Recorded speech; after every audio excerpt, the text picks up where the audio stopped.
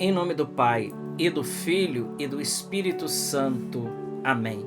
Evangelho de Jesus Cristo segundo São Lucas. Glória a vós, Senhor. Naquele tempo, Jesus contou uma parábola aos discípulos. Pode um cego guiar outro cego? Não cairão os dois num buraco? Um discípulo não é maior do que o mestre. Todo discípulo bem formado será como o mestre. Por que vês tu o cisco no olho do teu irmão e não percebe a trave que há no teu próprio olho? Como podes dizer ao teu irmão: irmão, deixa-me tirar o cisco do teu olho, quando tu não vês a trave que há no teu próprio olho? Hipócrita, tira primeiro a trave do teu olho, e então poderás enxergar bem para tirar o cisco do olho do teu irmão. Palavra da salvação. Glória a vós, Senhor.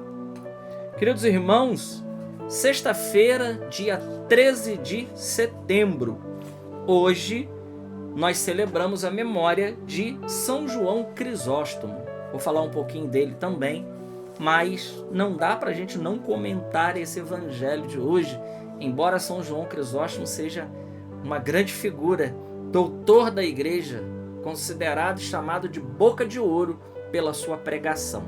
Um homem de uma eloquência, de uma teologia profunda, de um conhecimento profundo de Deus e das coisas de Deus, que nos deixou um legado muito grande. Esse é São João Crisóstomo. Volto a dizer, considerado boca de ouro, porque a sua pregação arrastava multidões.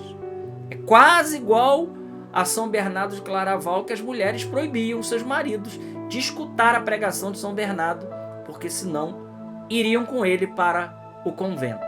Isso era São Bernardo, e São João Crisóstomo é dessa linha, de alguém que tinha uma pregação muito eloquente e ratificada pelo poder do Espírito Santo. Ora, o texto do Evangelho de hoje, ele pode, para alguns talvez, acabar vindo a sendo uma cilada. Porque, ao olhar para esse texto, pode até pensar, por exemplo, olhando para a nossa vida, que a nossa vida é de pecador, e a gente pensar que nós não temos a obrigação de evangelizar. Ora, se todos nós somos pecadores e todos nós precisamos da cura, da libertação e das graças de Deus, então eu não seria um cego tentando guiar outro cego? Poderia ser uma pergunta que nós deveríamos nos fazer aqui, né? Olhando para esse texto, tá dizendo? Nós não temos o direito de ficar falando para os outros. Ora, a primeira leitura nos responde isso, já de cara, mas o próprio Evangelho também nos responde. A primeira leitura, São Paulo, a carta aos Coríntios, ele diz, 1 Coríntios 9, 16, ele diz: ai de mim se eu não pregar o Evangelho. E inclusive ele diz: eu não prego por iniciativa própria, é uma necessidade que se me impõe. Ou seja, pelo batismo, todos nós somos chamados a pregar o Evangelho. Agora, a melhor pregação do Evangelho é aquela que é feita com a vida. Então, a primeira coisa que esse Evangelho, ele nos convida hoje, é algo que o ser humano não gosta de fazer e na maioria das vezes não quer fazer, que é o autoconhecimento. Meu irmão, minha irmã, toda cura e o processo de santidade na vida de um discípulo de Cristo, porque ele não é maior que o mestre, como nos diz o Evangelho, ele precisa passar pelo autoconhecimento. Só que isso custa para nós. Isso custa por quê? Porque quanto mais nós vamos fazendo, passando pelo processo do autoconhecimento, mais nós vamos enxergando miséria em nós. E quanto mais a gente enxerga miséria em nós, mais necessidade nós temos de que Deus ele vá trabalhando em áreas da nossa vida. Existem áreas da nossa vida, talvez exista áreas na sua vida, meu irmão, minha irmã, que o Senhor ainda não reinou aí.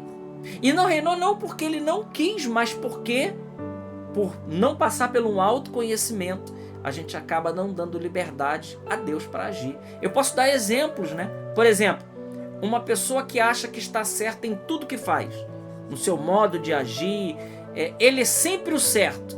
Ninguém pode contradizer ele. Ele é o bom, ele paga o dízimo, ele faz tudo, ele não é como as outras pessoas. Jesus diz, hipócrita. É a oração do fariseu. O publicano abaixava a cabeça, o fariseu de pé dizia, eu não sou como os outros. Ou seja, esse fariseu da parábola, ele não foi capaz de fazer uma autoanálise dele mesmo. E, mergulhando dentro de nós mesmos, procurar aquilo que precisa lá do toque do Senhor. Então, às vezes, um conceito errado sobre nós mesmos. Quantas pessoas se acham maravilhosas, se acham santas, né? Já se acham prontinhas e acabadas. E é aí que a gente se engana. Quando nós passamos pelo autoconhecimento e mergulhamos dentro de nós mesmos, tenha certeza, isso dói. Ah, dói. Mergulhar dentro de nós mesmos, nós vamos ver que nós não somos tão bons assim.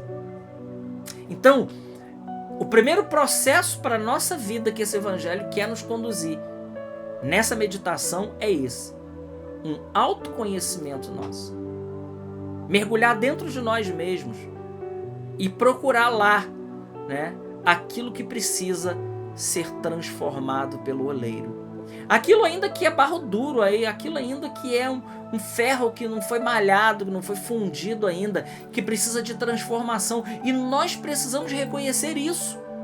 Porque só vamos ser curados disso quando nós reconhecermos essas misérias e nós levarmos elas a Jesus, reconhecendo, Senhor, realmente, eu preciso de cura nessa área, nessa situação, nisso aqui da minha vida. Feito esse processo, nós então estaremos aptos para poder evangelizar com eficácia. Porque não é que nós não podemos evangelizar antes desse processo. Não, esse é um processo que está junto, ele roda junto.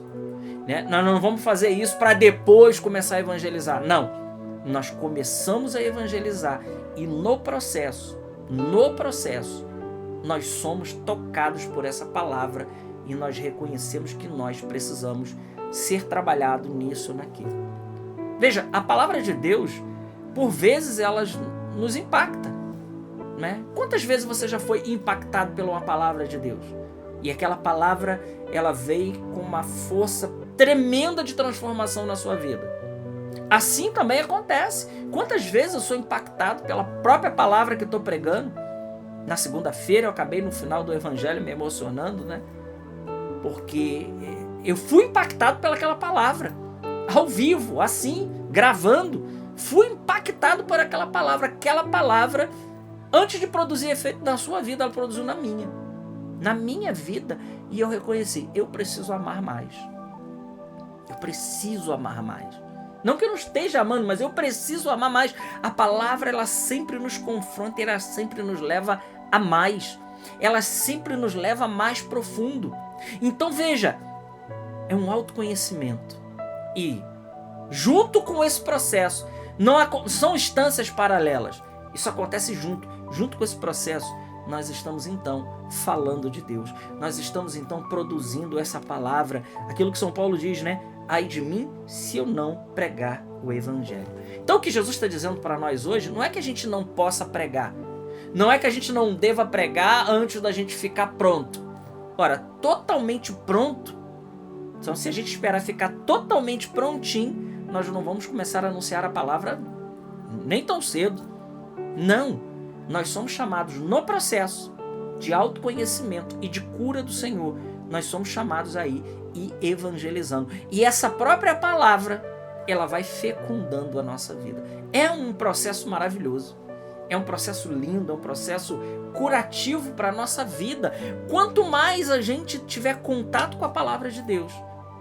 Essa palavra, em primeiro lugar, ela irá tocar a nossa vida. E tocando a nossa vida, essa evangelização chegará na vida dos outros de uma maneira muito eficaz, muito profunda. Então, não se trata disso, né? Então, vamos procurar primeiro a trave do nosso olho, passando pelo autoconhecimento e deixando que essa palavra de Deus, ela fecunde fecunde o nosso coração. Assim como fez na vida de São João Crisóstomo, assim como fez na vida de tantos homens e mulheres de Deus que se deixaram tocar por essa palavra. E no processo, elas foram sendo, porque a palavra tocou tanto na vida deles e que a mudança foi tão grande na vida deles que eles se tornaram um evangelho vivo para os outros. Isso é bonito, é um processo maravilhoso. Quando as pessoas vão olhando em nós e vendo a miséria que a gente era, e que a partir do momento que nós vamos passando pelo autoconhecimento, deixando que o Senhor nos cure, nós vamos nos transformando e nós vamos sendo aquilo que diz a palavra: todo discípulo bem formado será como o mestre. É o processo de, a cada dia, se parecer mais com Jesus. Olha que coisa maravilhosa. O que Jesus quer, então, para que essa evangelização seja eficaz, é só uma coisa: é que a gente se pareça com Ele. Que a gente tenha, como diz São Paulo, né? Os mesmos sentimentos de Cristo. Que a gente seja um outro Cristo para todos aqueles que precisam do toque do Senhor. Glória ao Pai, ao Filho e ao Espírito Santo, como era no princípio, agora e sempre. Amém. Deus te abençoe.